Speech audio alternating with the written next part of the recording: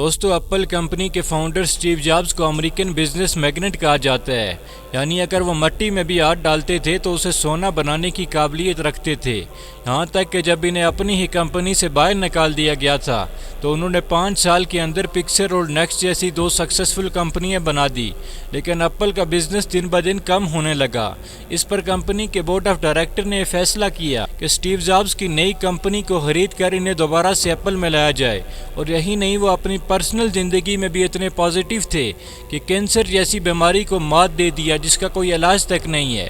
2005 کو Steve jobs کو Stanford university کی کنووکیشن میں as a chief guest invite کیا گیا، جس میں انہوں نے ایک ایسی انگلش میں سپیچ دی جس نے ہزاروں لاکھوں نہیں بلکہ کروڑوں لوگوں کی زندگی بدل دی۔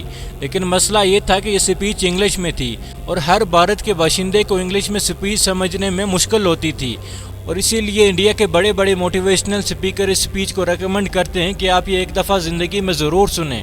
تو آئیے دیکھتے ہیں اسٹیو جابز نے اپنی سپیچ میں کیا کہا تھا۔ آج کے دن آپ سب کے ساتھ ہونا میرے لیے بہت ہی خوشی کی بات ہے۔ میں اگر آپ کو سچ بتاؤں تو میں کبھی بھی کسی کالج سے پاس نہیں ہوا، اس لیے آج کا دن میرے لیے بہت ہی اہم ہے۔ آج میں 3 کہانیوں میں اپنی زندگی آپ کے سامنے رکھوں گا۔ پہلی کہانی ہے ڈاٹس کنیکٹ کرنے کے بیچ میں۔ ریڈ کالج میں ایڈمیشن لینے کے بعد میں نے 6 مہینے کے اندر ہی کالج کو چھوڑ دیا، لیکن میں اس کے 1.5 سال بعد تک کالج آتا جاتا رہا۔ اس کی ریزن بھی بہت ہی انٹرسٹنگ ہے، کیونکہ میری ماں ایک ینگ کالج گریجویٹ تھی جو چاہتی تھی کہ میرے بیٹے کو کوئی گود لے لے، لیکن وہ یہ بھی چاہتی تھی کہ جو بھی مجھے اڈاپٹ کرے وہ کالج گریجویٹ ضرور ہو۔ اس لیے مجھے ایک وکیل اور اس کی وائف اڈاپٹ کرنے والے تھے، لیکن لاسٹ ٹائم پر وہ یہ کہنے لگے کہ انہیں ایک لڑکی چاہیے تھی، اور فائنلی مجھے کسی اور کے حوالے کر دیا گیا۔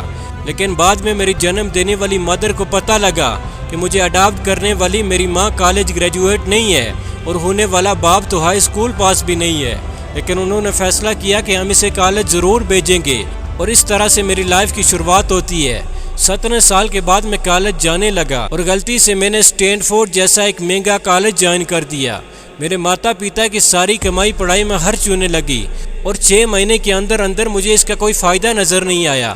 مجھے کچھ پتہ نہیں تھا کہ میں کالج سے پڑھنے کے بعد لائف میں کیا کروں گا، اور اس لیے میں نے کالج چھوڑنے کا فیصلہ کر دیا، اور یہی سوچا کہ جو ہوگا صحیح ہوگا۔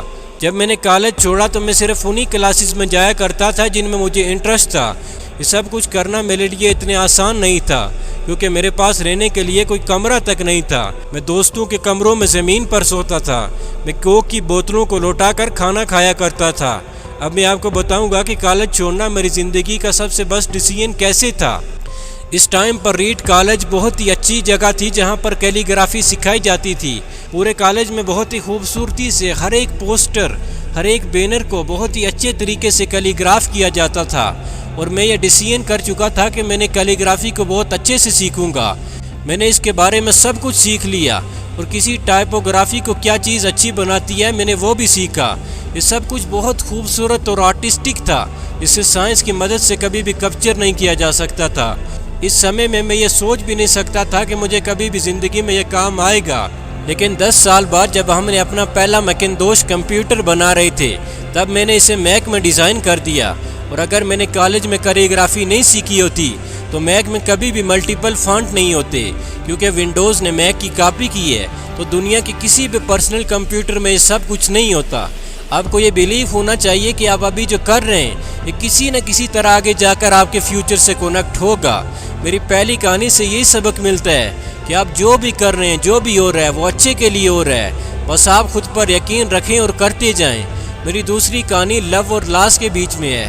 جب میں 20 سال کا تھا میں نے ایپل کمپنی کی شروعات کی، اور ہماری سخت محنت کے بعد ایپل 10 سال کے بعد 2 لوگوں سے بڑھ کر $2 بلین اور 4000 لوگوں کی کمپنی ہو گئی۔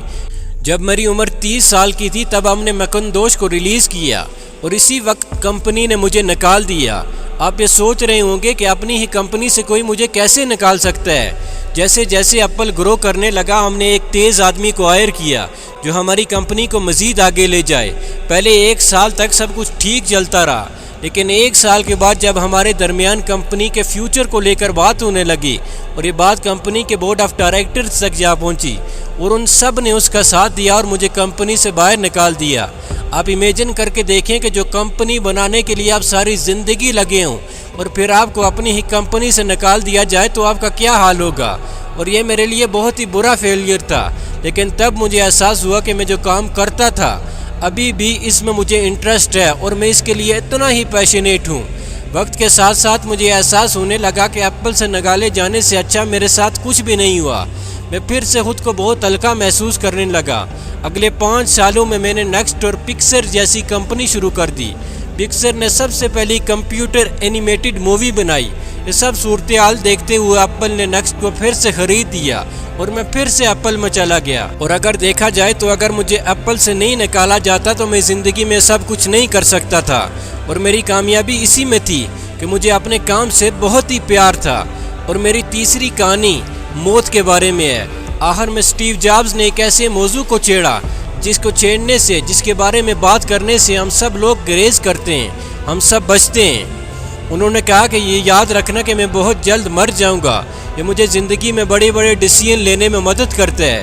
میں روز خود سے سوال کرتا ہوں کہ اگر اس دنیا میں آج میرا آخری دن ہو تو میں کیا کروں گا، اور اگر اندر سے آج بھی جواب نہ میں آئے تو یہ سمجھ لینا کہ آپ کو اپنی لائف میں کچھ بدلنے کی ضرورت ہے۔ میرے لیے زندگی کا سب سے دردناک لمحہ وہ تھا جب ڈاکٹر نے مجھے کینسر ڈکلیئر کیا، لیکن سرجری کے بعد وہ بالکل ٹھیک ہو گیا۔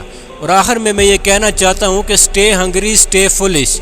وہ اصل میں ینگ گریجویٹس کو چیلنج کرنا چاہتے تھے کہ اسٹے ہنگری اسٹے فولش، یعنی بھوکے رہیے اور بیوقوف بنے رہیے۔ ہم سب زندگی میں ڈرتے ہیں بیوقوف نظر آنے سے، غلطیاں کرنے سے، ناکام ہونے سے، لیکن آپ کے پاس ابھی کھونے کے لیے کچھ بھی نہیں ہے۔ اس لیے بھوکے رہیے، ہمیشہ اپنے اندر کچھ سیکھنے کا جذبہ ہونا چاہیے اور بیوقوف بنے رہیں تاکہ آپ زندگی میں کچھ سیکھ سکیں۔ اگر آپ کو یہ لگے کہ مجھے سب آتا ہے تو آپ کبھی بھی زندگی میں کچھ نیا سیکھ نہیں سکتے۔